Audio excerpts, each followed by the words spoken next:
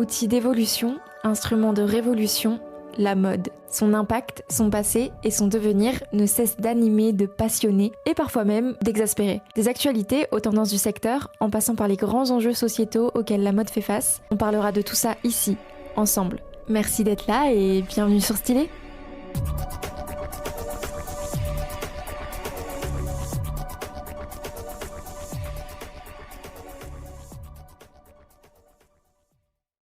Bonjour et bienvenue dans ce nouvel épisode des actualités mode de la semaine. Tout d'abord, je tiens à m'excuser parce que vous l'avez sans doute remarqué, il n'y a pas eu d'épisode ces 2 dernières semaines. J'ai dû m'absenter pour des raisons personnelles, mais ça y est, je suis là et il s'est passé plein de choses dans la sphère mode, alors sans plus tarder, voici le sommaire du jour. D'abord, on parlera de la grande actu de la semaine. Le Met Gala a eu lieu à New York sur fond de polémique. Je vous explique tout juste après. On évoquera ensuite le classement des marques de mode les plus désirées du moment et il y a eu des surprises. Puis, on prendra la direction de Biarritz pour évoquer le tout premier défilé croisière de Chanel avant de parler de Longchamp qui cette semaine a décidé de s'attaquer à un marché en pleine croissance. Et enfin, pour la minute culture mode, on parlera d'une exposition qui retrace l'enfance de Christian Dior.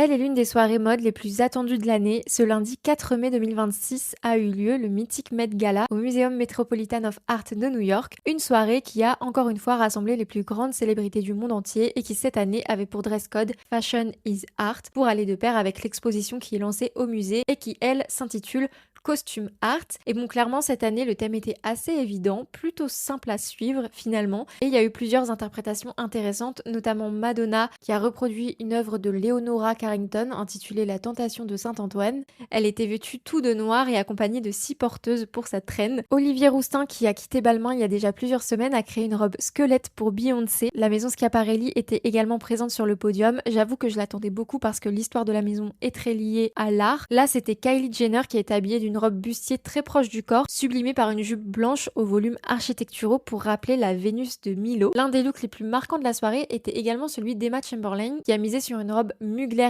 iconique, dont le motif rappelait très clairement les peintures de Van Gogh. L'un des looks que j'ai préféré, c'était également celui de Lena Mafouf, signé Burjakiol, uniquement 2 mains sur sa poitrine et une jupe drapée bleu pastel. Dans une interview accordée à Numéro, le créateur de mode expliquait qu'à travers cette pièce, il voulait exprimer une prise de position contre le floutage des seins et le puritanisme sur Instagram et YouTube, et que la jupe cariatide, inspirée des statues de femmes fortes, avait pour objectif d'affirmer un hyper féminin encore trop souvent critiqué. Enfin, il y avait aussi le look de Sarah Paulson qui était très fort également. Elle était vêtue d'une robe matière fécale et devant ses yeux, le Money Lever Mask, donc un masque en forme de billet de banque. Et c'est loin d'être un look anodin, d'autant plus quand on sait que le Met Gala cette année a fait l'objet d'une polémique et d'un appel au boycott. La raison est assez simple. Jeff Bezos et son épouse Lauren Sanchez sont les présidents d'honneur de l'événement et dans le contexte actuel, c'est pas foufou, on va pas se mentir, tant plus quand on connaît la proximité entre Jeff Bezos et le président Donald Trump. Du coup, en parallèle du Met Gala, une campagne dénonçant la présence de Jeff Bezos au Met était affichée sur les abris de bus new-yorkais, appelant au boycott de la soirée. On pouvait notamment y lire, je cite, Amazon soutient l'ICE, boycotter le Met Gala de Bezos. Mais c'est pas tout. Pour protester contre le Met Gala, il y a même eu un défilé, je cite, 100 milliardaires, qui a été organisé par la styliste Gabriella Carefa Johnson et l'actrice Lisa Ann Walter. Des employés d'Amazon auraient même défilé pour l'occasion et même sur les réseaux sociaux, de nombreuses voix se sont élevées à juste titre sur le sujet. Quelles sont les marques de mode les plus désirées du moment? Chaque trimestre, la plateforme en ligne List tente de répondre à cette question avec son incontournable List Index. Si vous suivez le podcast depuis un moment, vous connaissez déjà un peu parce qu'on en parle chaque trimestre ici finalement. Mais là, cette fois, List a actualisé sa méthodologie pour définir les marques les plus en vogue du moment. Désormais, elle prend en compte 3 critères: la demande, le désir et la découverte. La demande se concentre sur des données concrètes comme les recherches, les ventes, etc. Le désir sur l'impact de la visibilité des marques en ligne et la découverte sur la manière dont les consommateurs vont découvrir les marques au cours de leur parcours d'achat. Bref, une nouvelle méthode qui change la donne puisque pour la première fois depuis plusieurs mois, Miu Miu n'est pas la marque la plus désirable du moment. La petite sœur de Prada a laissé sa place à Chanel qui fait son entrée dans le podium et se hisse directement à la première place. Et ça, clairement, je pense qu'on peut l'attribuer à Mathieu Blasi, le directeur artistique, puisque depuis son arrivée, la marque est clairement au centre de l'attention. D'ailleurs, 2 pièces Chanel figurent également dans le top 10 des produits les plus désirés du moment. Après Chanel, on retrouve Saint Laurent, puis Dior à la 3e place, qui elle aussi fait son entrée dans le podium, sans doute grâce à Jonathan Anderson. Gucci gagne également 4 places et se hisse donc à la 5e place du podium, et d'après Lyst, l'élan autour de Gucci serait aussi directement lié au début de Demna. Reste à savoir si ça aura aussi un effet positif sur les ventes de la maison, qui joue un très grand rôle dans les performances du groupe de luxe Kering. Il y a quelques jours a eu lieu un défilé loin d'être anodin, puisqu'il s'agissait du tout premier défilé croisière de Mathieu Blazy pour Chanel. Pour l'occasion, le directeur artistique de la maison a posé ses valises à Biarritz, un lieu qui a joué un grand rôle dans l'histoire de Chanel, puisque c'est dans cette ville-là que Gabrielle Chanel avait installé son premier atelier boutique au sein de la Villa Laralde, juste à côté de la Grande Plage.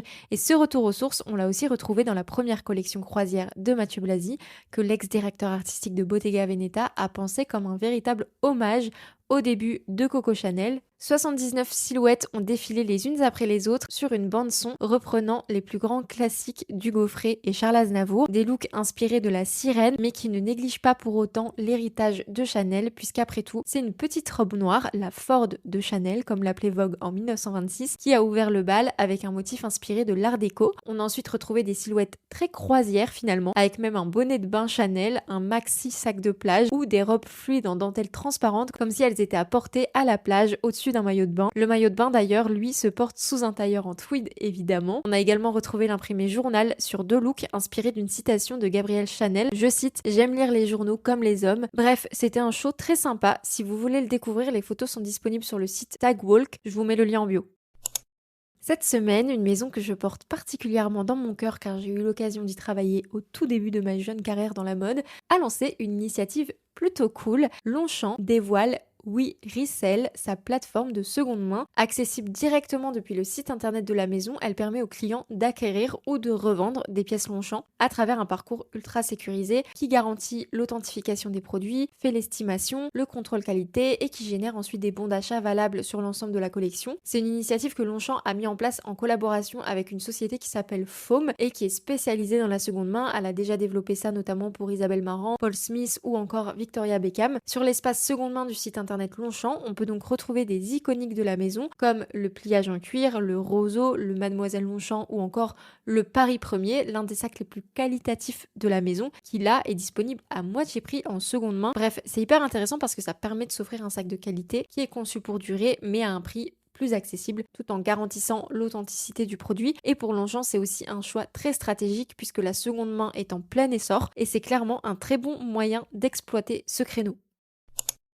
Et c'est l'heure de la minute culture mode. Et cette fois, je vous propose de partir à la découverte d'un endroit hors du commun, la maison d'enfance de Christian Dior. C'est une maison qui a littéralement façonné l'héritage de la maison Dior, puisqu'il regorge de choses qui ont inspiré le couturier à ses débuts et tout au long de sa présence au sein de la maison. Et on a de la chance parce qu'aujourd'hui, cette maison, c'est devenu un musée qui est fermé pendant l'hiver, mais qui finit toujours par ouvrir à nouveau ses portes au moment des beaux jours pour dévoiler une exposition inédite autour de Christian Dior. Cette saison, l'exposition s'appelle Christian Dior à la recherche des couleurs de l'enfance et elle va justement évoquer la façon dont la maison familiale a bercé l'imaginaire et l'inspiration de Christian Dior pour sa propre maison. Elle va mettre en lumière comment se sont construits les codes de la maison Christian Dior à travers les différents éléments de la maison d'enfance du couturier, allant des fleurs du jardin de sa mère Madeleine Dior aux roses pâles des murs de la maison. Au total, il y a près de 250 pièces à découvrir dans les différents étages de la maison. Ça a l'air hyper sympa. Si ça vous dit, par contre, il faut se rendre à Granville, en Normandie, la ville natale de Christian Dior. L'exposition a lieu jusqu'au 1er novembre 2026.